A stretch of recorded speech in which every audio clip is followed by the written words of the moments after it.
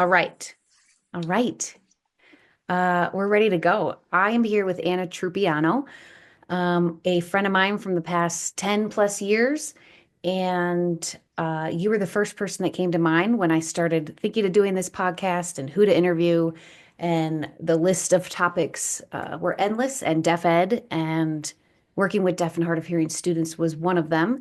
And you were the first to come to mind, knowing that there are many deaf ed experts out there. But in my circle of friends, you are the one I go to when it comes to that. So happy you're here. Who I'm are happy to you? be here.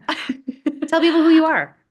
As you said, I'm Anna Trupiano and mostly just honored to be here. Like that's who I am. I am honored to be here because there's so many experts in deaf ed, but I think you probably thought of me first because I don't stop talking about it This is true. ever.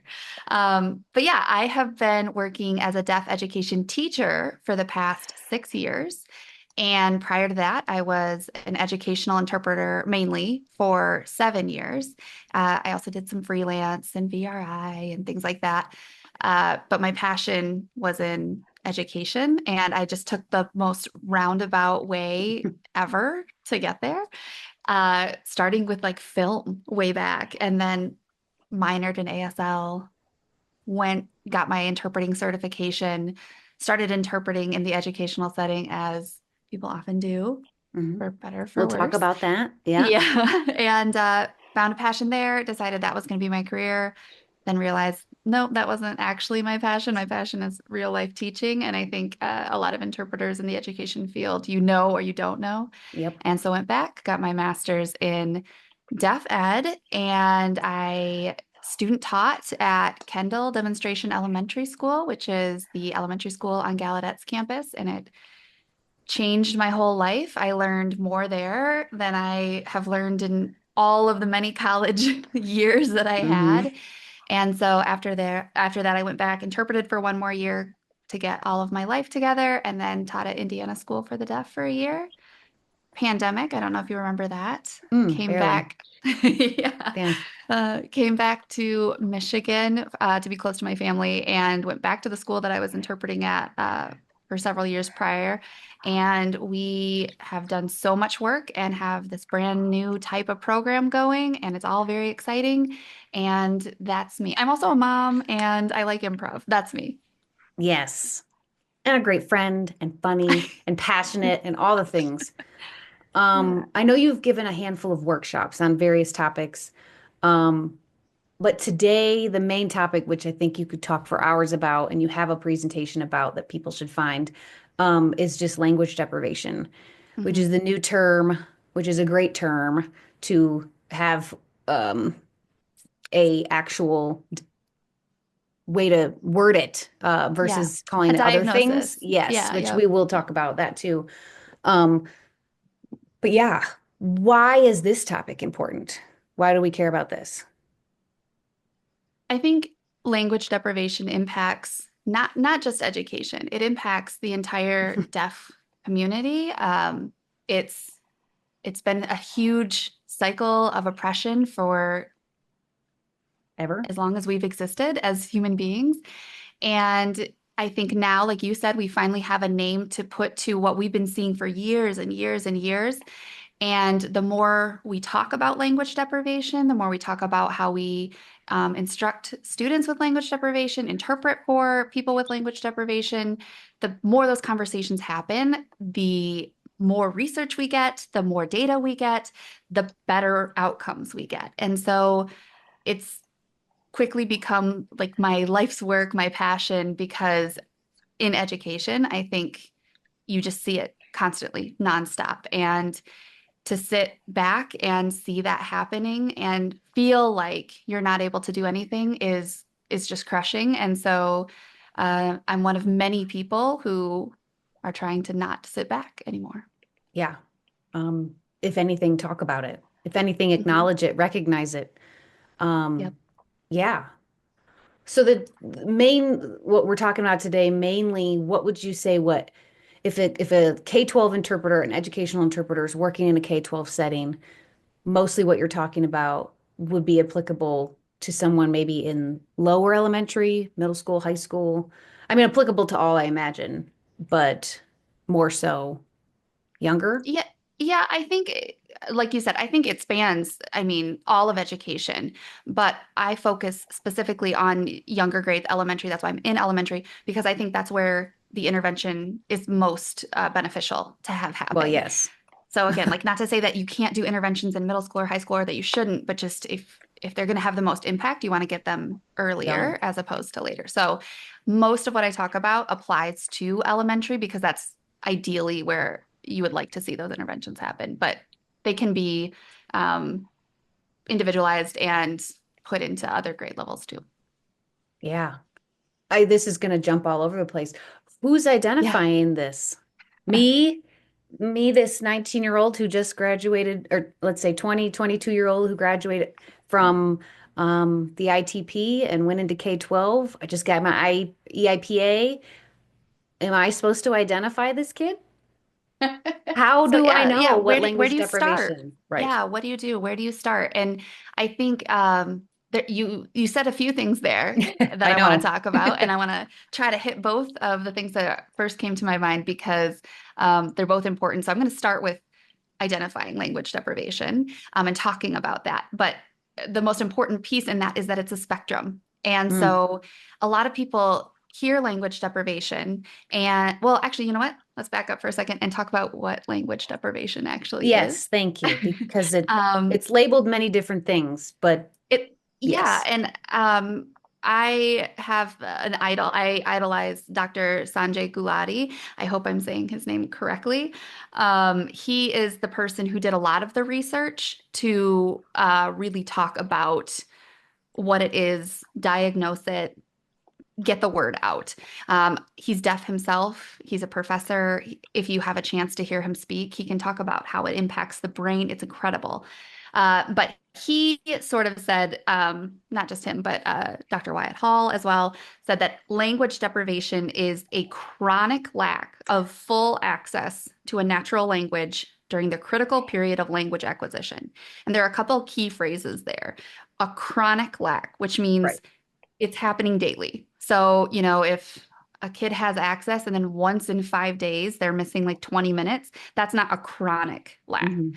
So, we're talking every single day of full access. So, this is where I think a lot of people get confused. If you have a child with hearing aids or cochlear implants, or maybe quite a bit of hearing ability, and they're only missing, say, 20% of what's happening in the conversation, that's still not full access. So if they're missing pieces of everyday conversation, that results in language deprivation. Now, that might look more mild than some of the severe cases that I think come to mind right away, but Mhm. it's still language deprivation. And I think that's really, really critical to talk about, especially when we're talking about mainstream education. Um, but they need to have that access to a natural language, so one that's very easy and accessible to them, not something that they have to work really hard for and during the critical window. And this is also something that I think is really important to talk about because people often think of the critical window as birth to 5 because that's what it is for everybody, not just us, not just deaf people, not just hearing people, it's everybody. That's when you want language. So, my children, anybody's children, you want language to develop birth to 5.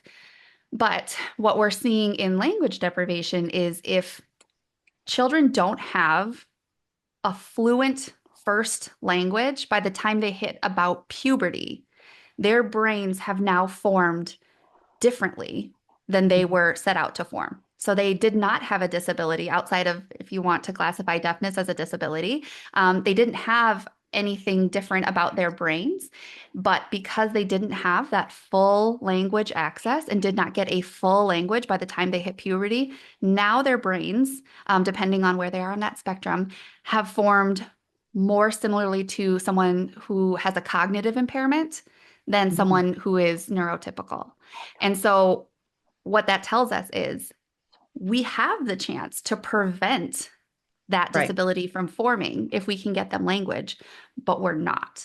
Like, and not, every single Right. person, but as a general statement, we're not doing that.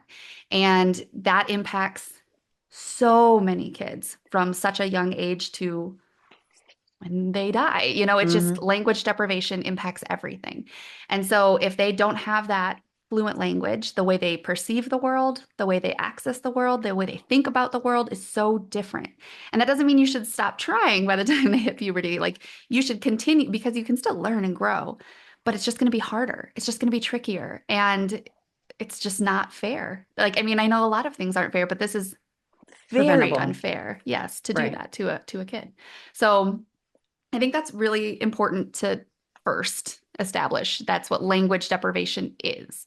A lot of people confuse that with language delay. Hmm. So we just have to catch them up. You hear that all the time.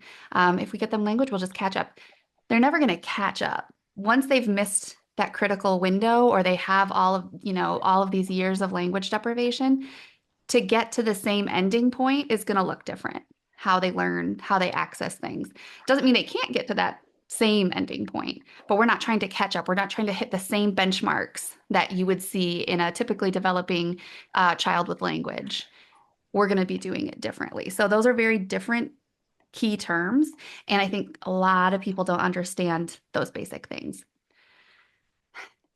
So then to Yes. say to say Oh, to yeah. get to that identification point, you have to know all of that stuff first. Right. Which I think it's Goes safe to to say most of us go through an ITP. We are learning ASL and learning to interpret. We are assembling the plane and learning how to fly it all at the same time, which is already hard enough. We most likely don't have child development classes that we're taking. right. We're probably not learning about deaf and hard of hearing kids or language deprivation or any of these things. And then we hop into schools and interpret. And many of the hearing staff or other staff, if you're in certain situations, turn to us, the interpreters, and say, "What do you see?" Yep. And that's the hard part. So, yeah, I'm just tying it back to all this is foundation to explain what interpreters in these situations should be doing. Yes. And And I yes, think going to that second part where I said there's a couple things I want to hit on, that second piece is so many people come out of the ITP. I'm an example of that. I'm an You're example an of that. example of that. Yeah. Yeah, And you're looking for a job, you're looking for consistent pay, you're trying to get your legs underneath you to get going in the field. And every person looks to education, or at least considers it. They don't always go into it, but they consider it, right? And I think that's a real problem. We're desperate in education for right. interpreters. There's a huge shortage. I mean, even at our district, who we have 22 interpreters, we Wow. still, yeah, we're still missing two. So we are desperate for passionate educators and educational interpreters. But going straight from an ITP into a school system, that's how harm tends to happen. Not because people intend to do that harm, but because you just don't know. You don't know, and then you can't do because you don't know. Right. And so I know you've seen it too, Andrea, just the younger people like trying that. And as did I. And I just want to point out, it's the same rhetoric for years now of don't you graduate and go into K-12. I mean, that actually was not said when we were in school. No. It was encouraged. I Yeah. like now that it's acknowledged and seen, hey, you don't know what you don't know, but now we know that you don't know. So don't go there. And I know a lot of funneling is leaning towards VRS. There's a support system there. Situations can be less risky, blah, blah, blah. Great. But I also want to state the reality. Hmm.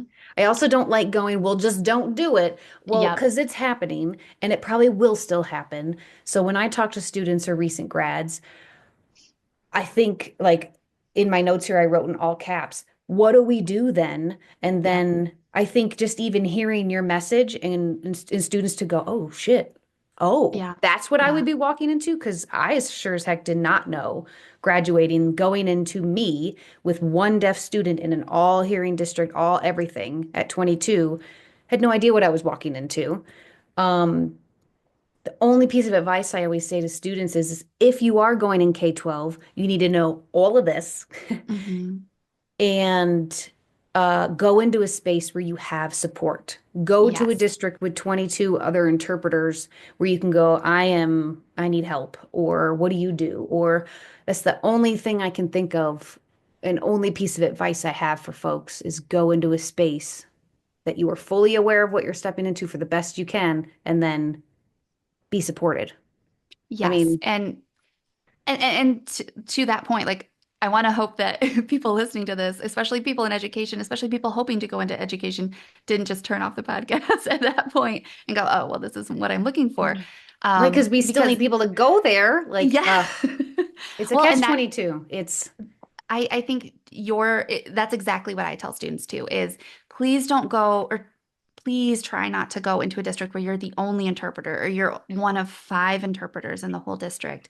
Because not because you don't know what you're doing as far as interpreting goes. I believe so many people are skilled and ready to interpret, but the politics that go into education, the situations that you are put into, that you just have no background information on, it's tricky, it's difficult. And so, yes, if you have a district like the one that I work in, we have 22 interpreters, we have mentoring, we pay for professional development. Um, you have that network and people to ask and people to rely on. That's a big game changer. And even better if you could go into one of those districts and be a sub interpreter where yeah. you are going all over the district and you are working with all the different interpreters. They're able to kind of shift around to prioritize higher risk situations versus lower risk situations that you would be interpreting in. We have several people who started in our program that way as our sub interpreter, and it's a great way to get your skills up in a way that, hopefully isn't doing any type of harm. But again, there's a lot of people that you might be listening right now, like, oh, I have a job and I'm the only interpreter in the district and I have all of these questions. So what do I do? And I'm not here to shame you for being in that role. No. I ask that you create your own network then, that you reach out. You don't just say, okay, like I'll just figure it out and I will establish these things. There are so many cool organizations now, the National Association of Interpreters in Education, NAIE. It's basically that whole support group. There's Facebook pages and different groups that are having these discussions. Please get involved in those, ask these questions, reach out to mentors in the field because as somebody who has now worked in education for 13 years, I can't tell you every single year there's something that comes up that I am like, oh my goodness, I don't know what I'm supposed to do in this situation. And I look back on when I first started in education and, you know, I was lucky that I had a lot of mentors and I was in a large program. But even then, I just think about, oh my goodness, the mistakes that I made, and Yep. that's someone's life. And I know Mm. that's the case in lots of interpreting It's, situations, but it's a consistent every day. Like you are that yes. student's person every day. I do want to ask though, looking at if so, I'm an interpreter, I'm working with this student.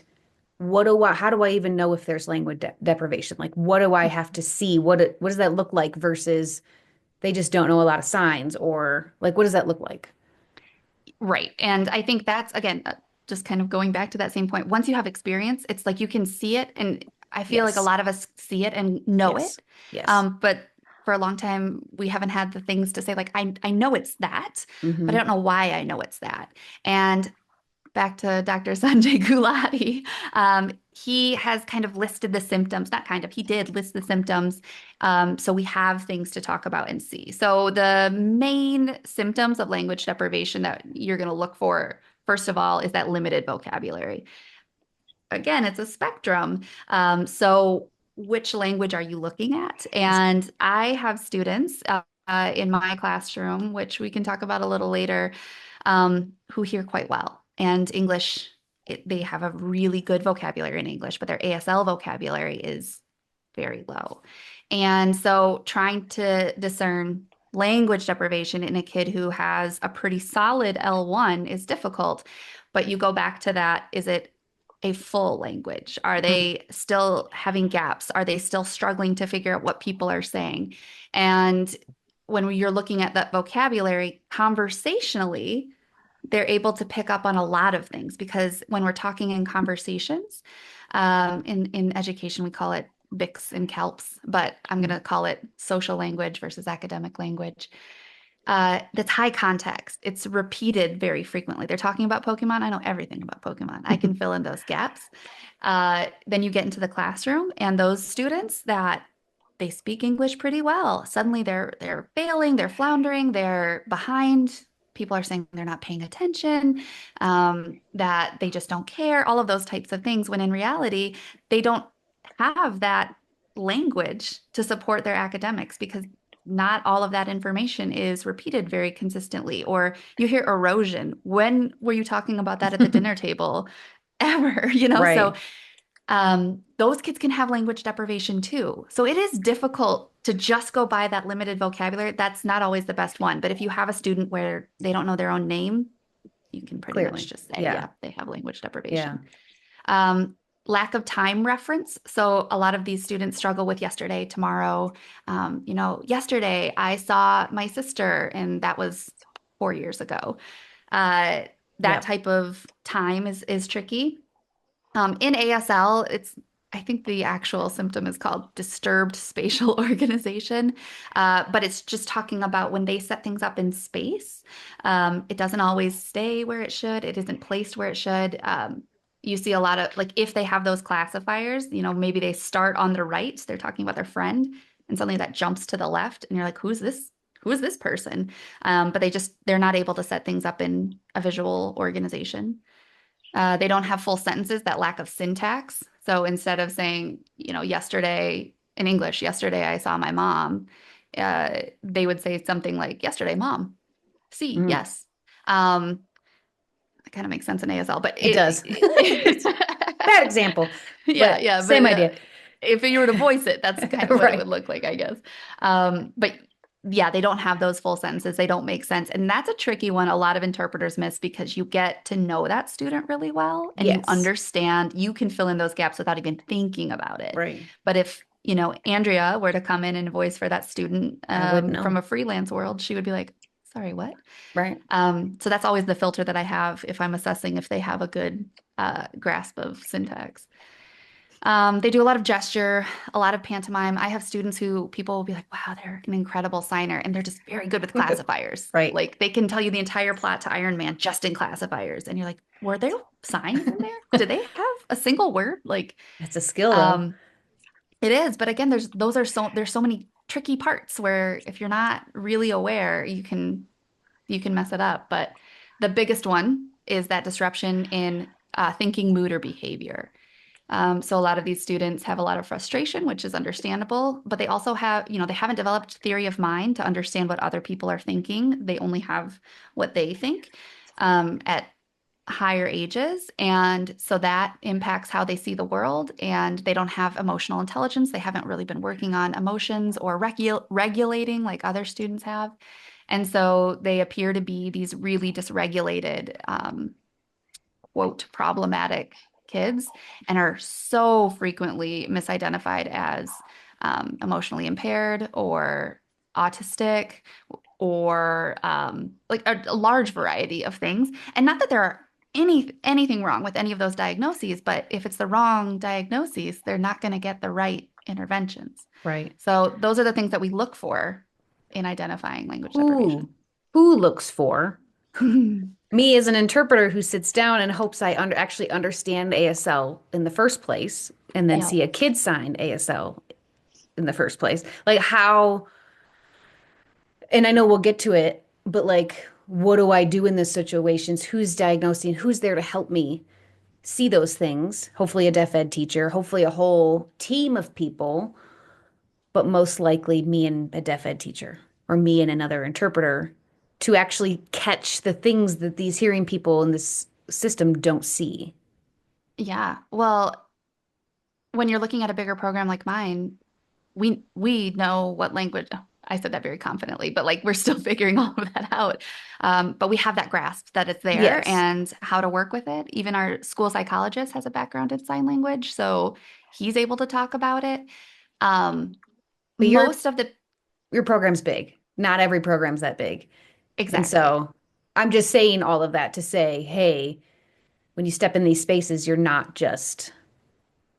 most, just. I would say the large, like 80%, probably higher than that. You are in a school by yourself with one Yes. student, Yes. and you're the team, which is the IEP team. So their special ed teacher, if they have um, a deaf ed teacher who signs, which is even more rare, fluently signs, which is even more rare, Who and who understands? is Yeah. yeah, and who is there consistently because a lot of them are teacher consultants who, maybe are only there for 30 minutes and nothing Yes. against them because that's the way we programmed things, but Right. they cannot do the interventions needed to help mitigate the effects of language deprivation. So that's like if you Right. have those support systems, which you probably Probably won't. won't. So now you're working with a special ed teacher, a gen ed teacher, a school psychologist maybe, or a social worker. And maybe the parents have information on that, maybe. But a lot of times it's you saying, hey, this kid doesn't have a cognitive impairment. Hey, this kid isn't autistic, I don't think. I'm pretty sure they have language deprivation. And pretty much everyone on that team is going to go, what is Uh, that? I've never heard of right. that. Is that in the DSM. DSM-5? No. Right. Right. We'll get to, I have other questions with all that, but I'll ask that later. But yeah, I just am adding to the emphasis and weight of, and we'll get into it next. Like, then what do we do? What do Mhm. we act like in the classroom as interpreters? Um, it's just adding to the weight of even recognizing and having a team to work all that through, which, I mean, I did do K-12. I only did it for a few years, and the weight of the world was on my heart. And I just Yeah. legit couldn't do it. And I was alone and knew in my belly that was the case of language deprivation. And yeah, What do you it's do? right. What do you do by that age that I knew this person? It's just, I'm glad it's talked about more. I'm glad it's Mhm. recognized. I'm glad it's emphasized to students because it's not Yeah. just interpreting. No, and there's, I wish, hold on, actually, I can look it up really quick, but there's a beautiful article written by, I know Dr. Hall is one of them. Let's see, uh, Caselli, Hall, and Henner, and it's called American Sign Language Interpreters in Public Schools, an illusion of inclusion that perpetuates language deprivation. And that title seems really aggressive when you first read it as an interpreter, as an educational interpreter. You hear that and you're like, oh no, I'm not trying to do harm. But when you read the article, it really states what we know to be true as so many of these students need a language-rich environment, which is really only provided at schools for the deaf or programs that have models that imitate schools for the deaf. Um, because language deprivation is not something you can solve within the mainstream classroom. And 9 times out of 10, that responsibility is put onto the interpreter. And so it's one of those articles that I like to present to administration and just say, you cannot possibly ask an interpreter to do all of this when they don't have the resources, they don't have the time, they don't have the space, and they don't have the support to do that. Well, And so I think looking at that article just to kind of get that grasp of like we see it, we feel it, we all know it, and we know what the best case scenario is, but it's still a parent decision to right. send them to a school for the deaf, or even sometimes parents want to and local districts won't do it, which let's not talk about that because I think that's kind of illegal, but whatever. Um, it always ends up where there's still going to be kids in mainstream schools that should Yes. not be in Right. general education. And that comes down to a huge topic right now in education, least restrictive environment. Oh yeah. LRE is that fun acronym, but Oh there's yeah. a huge push, understandable push for a lot of different abilities for students to be placed in the general education environment. And that is, quote, the least restrictive environment because the least amount of accommodations would happen in that environment. But when we're talking about Maybe students not with, deaf kids. Yeah, when we're talking about students with language deprivation, that is not the least restrictive environment. That is Most. probably the most restrictive environment. And so, again, that's not something administration even has a handle on because they don't know deaf ed. And it's Right. so different from all of the rest of special ed. And I got way off topic on that, but it does just No. weave in these weird spaces. Before we get into, okay, I see it, I recognize it. So by golly, now I'm interpreting. What do I do? Is there anything more you want to say about the language deprivation? Um, I don't know, anything before you get into that stuff? About how what we do, or Before we get into the what we do, like the tangible way to do our job better. Anything else I before we get there? yeah, I would just say if you are someone who's out there and is like, I see it. I know, like I was for 7 years, I was an interpreter in gen ed, and you're sitting in an hour-long phonics lesson with a kid who hears nothing, and you're trying visual phonics, but that kid would have to depend on you forever to do visual phonics or anything like that. Do you have You opinions about things I like this? do. I I'm do. just kidding. I do. I just, slip that in there.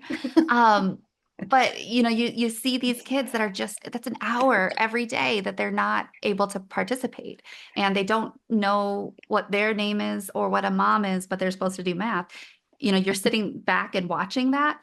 If you find yourself in that space and you know this kid has language deprivation, but you don't have the resources, look for those articles, print them out, and bring them to your admin, because you just saying, as someone who works in education and is working towards a degree in admin, they want data and they don't understand these subjective perspectives. So find these articles that we're referencing here, print them out, and have discussions with your admin, because if you don't have the data to back it up, or the resources to back it up, or the research to back it up, it goes nowhere. So use what's already there to start these discussions, especially if you're feeling like, but who am I to bring this up? Like, you are the only person to Who bring this up. that was going to be my thing is who else? Unless there's other interpreters or other people in the school who know this language, which most likely there aren't, or few and far between. You are also an advocate or a person who knows that language to be able to even identify this. So you are. Who are you? You are it. Yes, uh, please, please bring the say research from all something. these amazing people to talk about it. Yeah. So what do I do? Do I just interpret? Like I like how you have it set up of two different type of interpreting. And I Yes. think people will like that because it makes sense. Yeah. It, So it's interesting. I want to hear more. yeah, I do a presentation just about a different strategy for working with students with language deprivation. And disclaimer on that, who am I to be talking about it, right? Like that's what I think I say originally. But if you really want to know how to work with deaf students with language deprivation, talk to deaf educators in the deaf ed field. They've lived through a lot of these things. They are experts. They are the people we should be going to first and foremost. I'm just bringing this up as like, let's talk about it. Yeah. So putting that disclaimer out there first. Um, the way that I see it and the way that I experienced it was, we have educational interpreting, which is the traditional style, what we've been trained on in ITPs, works for students who already have that language, who can just sit in class and watch the interpreter and utilize the interpreter. But even then, those interpreters are still expanding so much, and it's so much Mhm. more visual, and they are pre-teaching signed vocabulary. There's tutoring involved. It's definitely different than the freelance Yeah. type of model. So when you have educational interpreting, I like to think of the traditional educational interpreting model, and then what let's just refer to, for the sake of having a way to talk about it, I say the interactive model of interpreting. And I believe that there is a different way to interpret for students with language deprivation than that traditional model offers. So we know all the research says you cannot learn sign language by just watching an interpreter. So a lot of times in the IEP meeting, like Andrea's sitting in the IEP meeting as the interpreter, and they're saying, well, we want to give this kid exposure to American Sign Language. And so we're going to put them in a classroom with this interpreter, and we're going to expose them to sign language. And we can do that in a lot of different spaces. Like I could go into an Italian lecture Right. hall and be Exposure. exposed to Italian. Didn't mean I And know it. yeah, I can hear it. And maybe over the course of a semester of sitting there and listening to it, I could pick out, 5 or 6 words because I'm like, oh, they said that enough. And I think I got it. But I'm not learning Italian. I am Right. picking out 5 words. And so exposing a kid to American Sign Language in the hopes that they will learn it that way and then utilize an interpreter, it's not possible. It just isn't possible. They need access. They need to be able to actually use that interpreter, and to do that, they need to have ASL fluency. And so then What we what end annoys up right me, back at square one. as I what annoys me is it all just is like, well, yeah, but that's not Mhm. what's happening. That's what drives me No. crazy. We're like, well, yeah, Well, yeah. and I still think even in the interpreting community, educational Oh, interpreting community, there's still this mindset of if I am very visual and I present it in the most beautiful ASL as possible, I am the most experienced, I have a very high EIPA score, that they'll learn it. And it's not on, that's not the interpreter's fault that it's not going to happen, but it's not going to happen. And so we have to change how we're doing things so that we can put a band-aid on it until you get a bigger program or the student moves to an appropriate placement. So what does that look like? yeah. What is what more do I need What? to know after I just Yeah. graduated and barely know the language and have to identify? So what else should I do? I would say the most experienced interpreters should be with the lowest language students. I think that's first and Well, foremost. yes. Yeah. I know that's not always the case, but like, let's just put that out there. So say you find yourself an experienced interpreter that still maybe doesn't know what am I talking about with that interactive Right. style. Put me in a no. Put me in Yeah. a second grade classroom. I wouldn't know what the hell to do. So, Yeah. Like, I mean, you would stand and I've seen you interpret. You're incredible. You would interpret beautifully. You would but it expand. You would check for clarification, but it's but it still wouldn't not going be to do it. right. And so, to really be able to work with a student on those things, you have to know how to build language, which means you have to take some workshops and understand some of that. But one of the key features that really I think helped me understand is when we're talking about language development, you think about a hearing, if you're a hearing person, or a deaf child of a deaf adult, how birth to 3, what that looks like in developing language, and how it's not just me saying, okay, child, sit in front of me and I will tell you all of the stories. That's a part of it. That's a part of it is narrating, but it's narrating what they're doing. It's not just this is our kindergarten day and you're not just talking at them, you're talking to them. And then it becomes interactive at some point, and that's called serve and return. So I talk to you, you talk back to me. We have an exchange. Language starts to form. And when you're looking at any early on interventions, you watch Miss Rachel. Just turn on YouTube and put on Miss Rachel. The tactics that she is using, the strategies, I guess tactics sounds very military. It kind of is when you're raising children. But I think when you look at those, where it's like, take it out, take it out, take it out. Um, those are things that our deaf students do not have at all. Like there is no serve and return when they're in an environment that they're missing so much. So instead of just interpreting straight what the teacher is saying, trying to make it more of a conversation with that student so that they can interact with you. Of course, they would have to have like a really basic level of sign language first, even to have those conversations. But when I was an interpreter, I had, you don't just usually have one student, you have 3 or 4 deaf students sometimes. And all of them had language deprivation. And we just kind of had our own little circle. And I was in a first grade classroom, and they truly, like, they knew how to spell their names, but they didn't know a lot more than that. Maybe one had a little bit more. And we would just have these conversations about what the teacher's talking about. So the teacher's talking about flowers. And I'm like, flower. And the kids are like, what? And I'm like, you guys know what's flower? And I pull up a picture of a flower. And they're like, oh, yeah, I've seen that. And I'm like, okay, sign with me, flower, flower. And like, yeah, flower. I'm like, what colors are flowers? And they know their colors. And so one's like, red, I've seen red.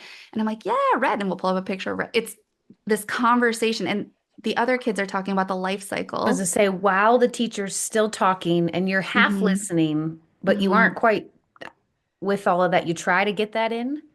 Yeah, like because again, if the lesson is a life cycle of a flower in first grade, like a basic life cycle of a We got to flower, know what a flower is yeah, you literally first. you cannot move forward from that point. And ideally, this would be in a beautiful deaf ed classroom with all Yes. of these things. But again, we're not talking about the ideal world. We're talking about the reality and the Reality. Band-Aid world that we're currently in. Yes. And so I think you start with that flower and then you're like, it's a lot of scaffolding, a lot of how much information do you know, all the visuals, iPads and phones and whiteboards and drawing these things. And now we get to the fact that we've seen a seed before and like the seed becomes a flower. Mind blown. They have no idea that this is a thing. I pull up a slow motion video of that. Um, all while the teacher's talking about that. So the only thing my students got was that a seed becomes a flower. But had I just Foundation. straight interpreted that, nothing. They would have Right. got like I'm talking about the specific students that I was working with, zero. Right. But I'm the interpreter. I'm not the teacher. Yeah. And I don't want them to see me as the teacher. And I don't want the teacher to think I'm the teacher. Hmm. And I'm just speaking Oh, from what 100%. Yeah. others would say or may feel, or I even may Hmm. feel in that moment of like, well, shit, I got to take all that on. Yeah. Yeah.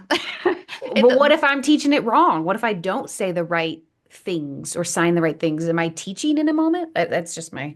question. Oh, 100%. And I think that's not just your question. That's Right. everyone's Right. question. That's the big discussion that's happening. Too I far think over it, the line type of, yeah. And it yeah. easily can become because what if you do teach, what if you say it comes from an elephant? Like that's Right. wrong. Um, and I know that's extreme, but when you get into the higher levels, it is Oh, like, ooh, I didn't know that.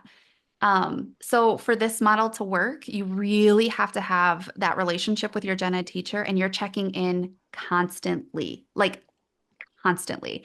Um, again, I'm referring back to that first grade classroom that I was in for a while. And right before the lesson, she's like, okay, we're going to switch to science. And I'm like, what are the main things you want them to know? She's like, the life cycle. And I'm like, okay, what if they don't know what a flower is? She's like, maybe just what a flower is, and so she and I are working together to what do you need them to know? What do you need them to get across? Um, and I have like a whole hierarchy of a slow release into like how you can use this model to develop all of this. hmm. But if you're not working with that gen ed teacher to understand their lessons and talk to them, say like, they're about to do a group game and you might ask the teacher, would you mind if I play with the students? And so we can make sure we understand the concepts before I'm going into a group setting and interpreting with those students. And that's ultimately the teacher's decision, right? So I'd really like them to try it with some other friends or you know, trying to say, this is my perspective linguistically. That's my expertise is I Right. don't think that they have the language to play this math game without support. The teacher has the academic expertise to be able to modify or accommodate what's going on. So that's the collaboration. It's not me saying I know how to teach this better than you. It's me knowing exactly where that student is linguistically as the language expert in the room and working with that teacher to say, this is where we're at, and this is how we have to scaffold it to get there. So when you're sitting here thinking like, oh, this is too much, like you really have to own your language expertise in this That element. I was just thinking that I'm like, you then have to not speak with some authority, but like actually have knowledge. I Hmm. wouldn't know what to say or even how to say that because I'm not in those settings. Hmm. Um, I think of it, interpreters are related service providers.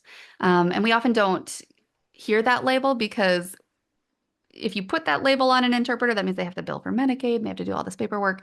So often, often we don't put them under that related hmm. service provider list. But they are related service providers. Other related service providers are occupational therapists, physical therapists, speech Yes. language pathologists. And when an occupational therapist comes in and says, I think this student should use a pencil grip to help them refine their holding of a pencil so their fine motor skills improve, Same. the teacher isn't sitting there going, why are you telling me how to teach? They're not doing that because that's the expert in developing Mhm. fine motor skills. And I think you have to have you really do have to go above and beyond as an educational interpreter to really learn the language and learn how to teach language and what fluent language looks like versus disfluent language. It's a lot of work, and I truly believe they should be paid a lot of money to do so. Yes. But they are the language experts. And if you're looking at a kid who does not know their own name, you are the only person in that room who might be able to get them to know what a flower is based on how you know how to make a language visual. And so I think you have to be able to embrace that about yourself and know that you are an intelligent and capable and um, well-versed in this human being. And if you're not, that's where you have to advocate for that student to be in a different placement. Or you be in a different Yeah, placement. Switch me correct. out. Correct. Correct. And that's my opinion. I'm on a soapbox here. I But that's love how I it. see that's how I see it. Um, when does I know at least the minimal things I learned about educational interpreting in my ITP was this like um The pyramid. funnel or pyramid or cone shaped like heavy support more so in elementary and then lighten up and we've talked about this before actually that a deaf kid's going to sign back to you and I'm not going to voice or interpret Hmm. into English everything this kid is saying, especially in this section of our his this child's learning. Yeah. um I know you have things to say about that. I do. I have things to say about I know. everything. Yeah, well, and I guess like taking one step back, I do want to say like me just jumping in here and saying, yeah, you just have a conversation with them about what the teacher says. Right. That's such a Right. This is a not it's, right. This please is a don't now go tomorrow and be like, I'm not going to interpret anymore. I'm just having conversations with my talk kid. about flower. Like that's not That's not what I'm trying to say. we hope you're interpreting what we're saying. She's Yes. got a whole workshop on this, folks. Yeah. This is us just talking one night into microphones. Well, and Go to I a really workshop. believe that some people listening will be like, yes, this is what I've been doing. Like, Yes. hopefully this validates Yes. some of the practice that you've been doing. Yes. But understand that I don't think that you could possibly jump into the classroom tomorrow and be like, I got it, based on the 2 seconds that we just talked about. Well, and I will say, with my naive walking in doing K-12, some sense of the language, working with a student or even other students, um, I did do those things naturally. So it is Yep. kind of a natural thing to go, you're going on and on about something that is not even going to get across.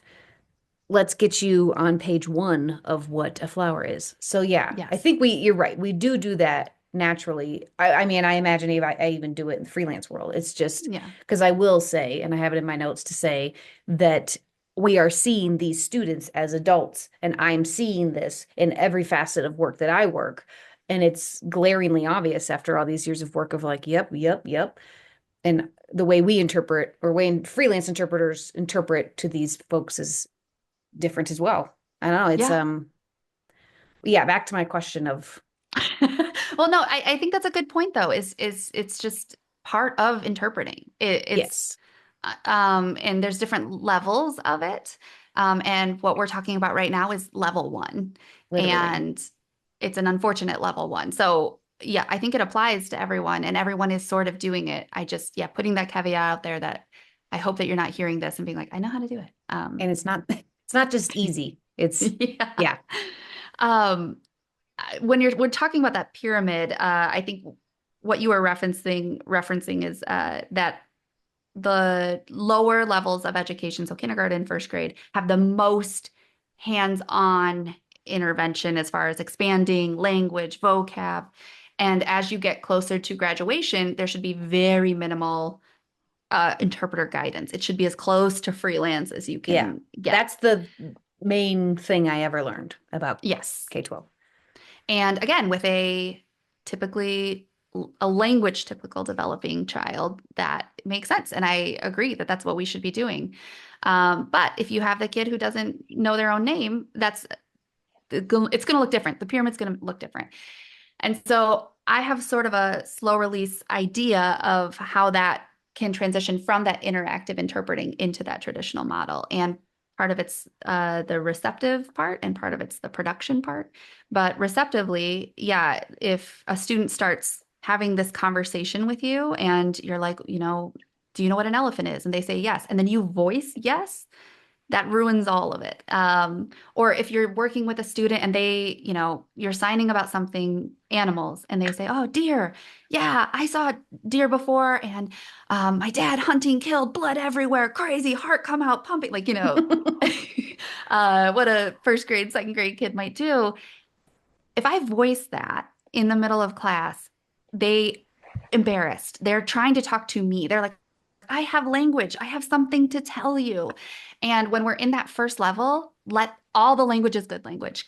Please give me the language that you have. Please don't voice that language. When you can voice in that scenario would be, does anyone know what an animal is? And they say, Right. deer, one time. You're like, yes, deer, raise your hand. So you're teaching them. This is a time where you know the answer, raise your hand. And I hear all of the educational interpreters in the entire world going, you can't only have them do correct answers. And that is true. That Yes. is true. You've got a good Um, list here I was going to get to, so we'll talk about that. I heard it. I just heard the chorus of Yes. educational interpreters say that. Yes. And I agree. Students have to fail. That's how you learn. But they also have to first know that they can succeed.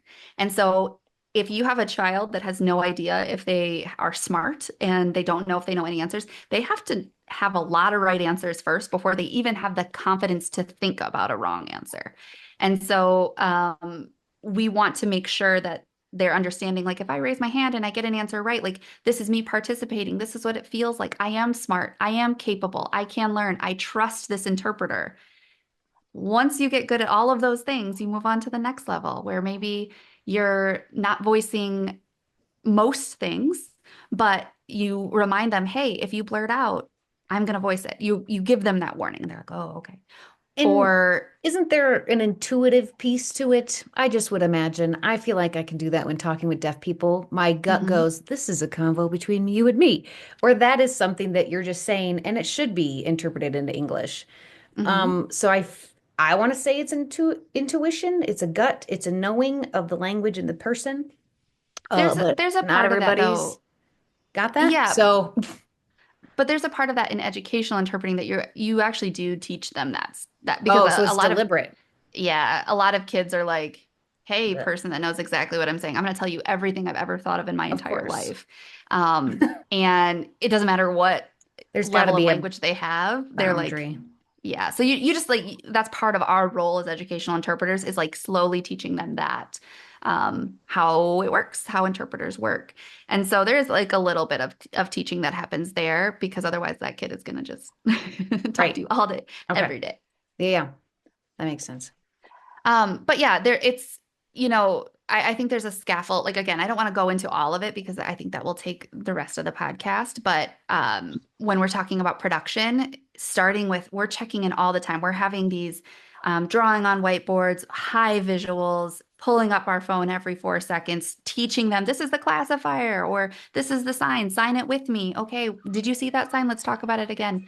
All the way down to that educational interpreting model where I'm still expanding a lot, but I'm not saying sign it with me. Like it's a different model and there is a gradual release into how we can do that, like step by step. And if the kid isn't ready for that, you can always go back.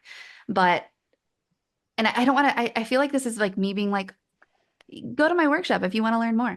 That's, Well, my immediate thought was like, this all sounds great. Am I supposed to just know how to do this shit? Am I supposed to just like know how to do this? Are you the only one speaking of these things? I know there's plenty more. I see a lot of EIPA workshops, I see a lot of stuff like that, but are there actual workshops for this? Or people talking about it? I know there's research, I might not read it, but like where can I go to learn the actual skills? Do schools take trainings on this to teach their no, interpreters? I can't speak for every workshop that's out there. I really don't know. But I made all of this up. I Like know, I know, that's that's the why we're hard here. part. No. But no, like I think it's so many experienced educational interpreters 100% know what this looks like Right, we're already and are doing doing this. this. But Yeah. again, I think that's why I'm trying to start this conversation because do I think that my way is the only way and that you should go to my workshop to learn this? No, I think there are veteran educational interpreters that could refine all of this and do it well, but nobody's talking about this. Then this is Nobody a is. plug. That's why I wanted to do this podcast. That's a plug and for reason to Anna just wants to talk about it. And she's just one person and she's Yes. great. But we need more people to talk about this and more. I want educational interpreters who've been there for 25 years, who've seen it Yes. all. Like those people have such valuable information. Right. And I think every time I've ever done my workshop, I feel like there are people who just do it so beautifully and they're like, "Yes, I've been doing this for 25 years. I wish that we like it feels like it's this top secret, like whisper about it. Yeah. Don't talk about this because we're not supposed to be doing this." Because all of the educational workshops I've ever been to are like, you will never not voice what a student says. Like you are taking away their autonomy by doing that. And I agree when they have the language and understanding to do that. But I think most of the workshops we go to are simply about educational interpreting in the traditional form. And so many of us are working with language deprived students, and that does not help us. That does not apply to the work that we're doing. And so yeah, if this is about anything, it's not go to my workshop, it's please develop workshops Other that people, please. yes, please, because I think that there's so much to be said. Or deaf people that are accessing this Yes. podcast, please give us pointers. What would you have liked to see in your mainstream experience? How would you have liked to learn language? What are positive experiences that you have or negative experiences that you have? Yeah, I think this is the opportunity to just say, like, we need resources. We need this. Because that's what would be ideal. Yeah. Being in a deaf school, if that's not possible, okay, let's be in a deaf program where there's other peers and let's get tons of deaf role models because they can identify this stuff and give us all of that in those settings. Man, those are all again ideal. I do want to make sure to talk about so you can say what interactive interpreting is not, because I think that's Yeah. extremely important that you're right. We're not just going, we're only going to work into English for you if you have the correct answer. Like that's Yeah. not what this is, because I know folks fear that and some people take it hmm there, and that's Yeah. absolutely not what this is. Yes. Yeah. I think kind of going back to what you were saying, I'm not the teacher. So I shouldn't be doing X, Y, and Z. And that is correct. Again, everything that you're doing has to be framed in language Yes. and eventual release into their ability to be independent, critically thinking human beings. So it's not mothering. It's not always the right answers. It's building the language so that they can eventually get all of the wrong answers if they want to. It's never, ever, ever, ever, ever giving answers on tests or quizzes. And it's not a model that should be used on tests and quizzes. A lot of people will say, well, is that fair then? If you're interactive, you're interpreting this in the class, and then you go to do a test and it's a totally different style of interpreting. And I believe, yes, it is because the teacher is looking to see where that student is in comparison to the rest of their peers. And so if they still, like, they know that a seed becomes a flower, they do not know the life cycle of a plant. That's important information for the teacher to know to get an accurate level of where they're Right. actually at. They might have made huge gains and improvements, but they're still not where they need to be. And that's data, that's huge data that we need. So please don't mess with tests, quizzes. It's not deciding what students should or shouldn't participate in. That's a teacher's job. So you saying, oh, you know what, they're not going to be able to do book buddies. They don't have the language for that. Like, no, like you are there to support that language. And you can tell the teacher, I don't think that this chapter book is going to be where they're crushing it at. But again, that's the teacher's job to figure Right. out that reading level and where they're at. And your job to communicate what you're seeing linguistically for that teacher to make those decisions. It's not disciplining students. And that is tricky when you're like, okay, I'm this conversational language model, really. Ideally, a deaf person, but Hmm. um, if you discipline a student and they decide that they're angry at you, which I think this is something every educational interpreter knows, they don't want you for the rest of the day. You've now just lost a whole day of education because you disciplined that student. Um, so you are always just, okay, like here's my offer to you for language and here's what we can do. And if they decide not to participate, that's their choice. not to participate. And the caveat I put in here is when you're working with kindergarten students or first grade students or just those young or cognitively younger students, um, it is very difficult to just have them sit in a class and be like, watch me, pay attention. So I do a lot of games. I used to do interpreter versus students. So like if I was ready and they weren't, I would get a point. And if they were ready and I wasn't, which is always what should be the majority of the time, like finding those opportunities to give them that, they would get a point. And then whoever won at the end of the day got a fruit tic tac. And it was a pretty big deal. Oh my. I know.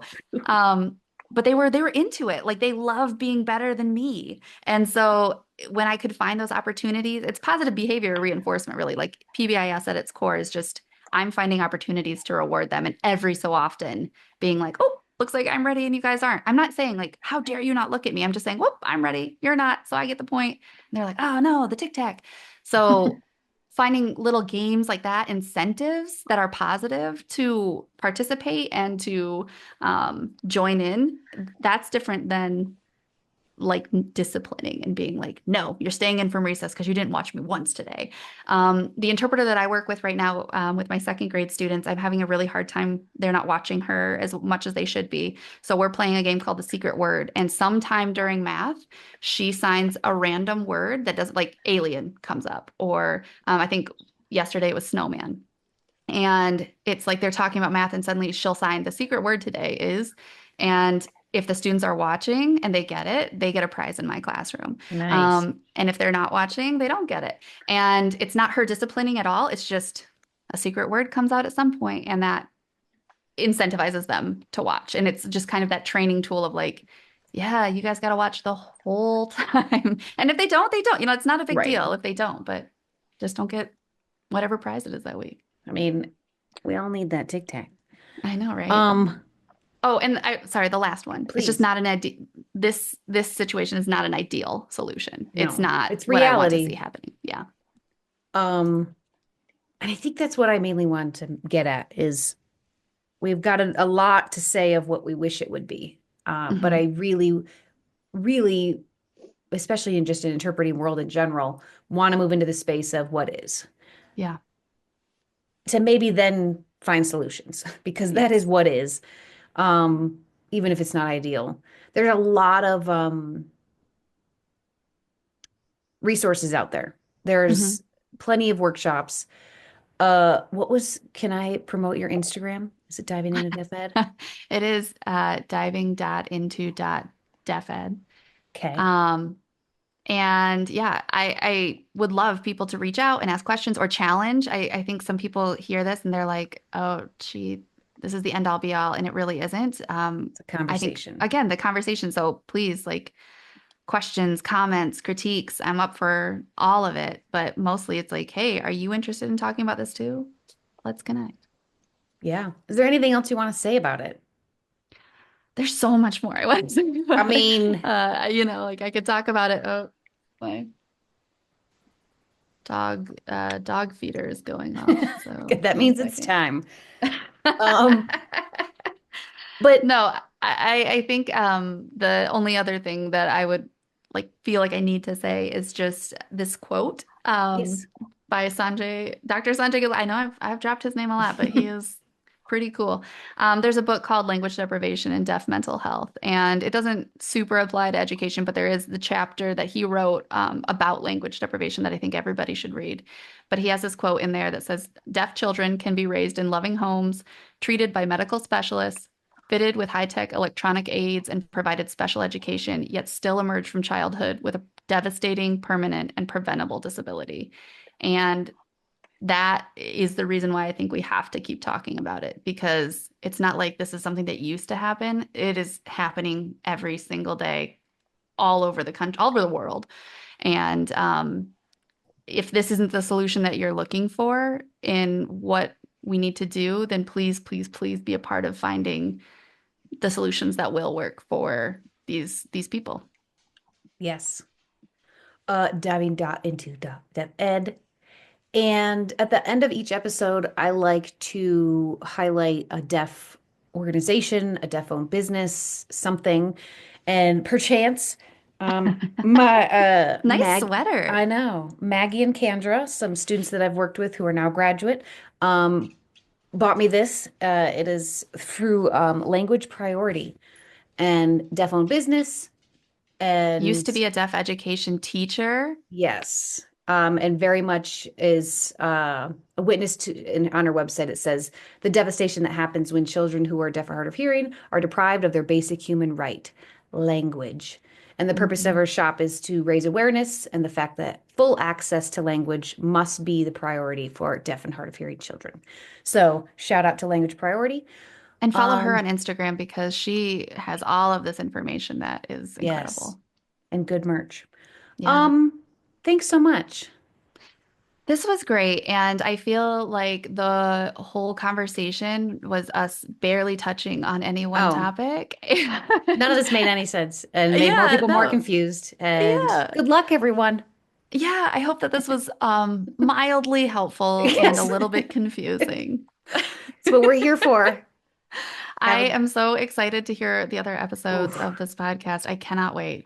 it's going to be great. I'm sure I'll have you back because you've got a lot of great connections, a lot of great other deaf ed. I'd love to get some deaf people who teach in deaf ed to I chime have in. some amazing recommendations for you. Awesome. Thanks so much, Anna. Thank you.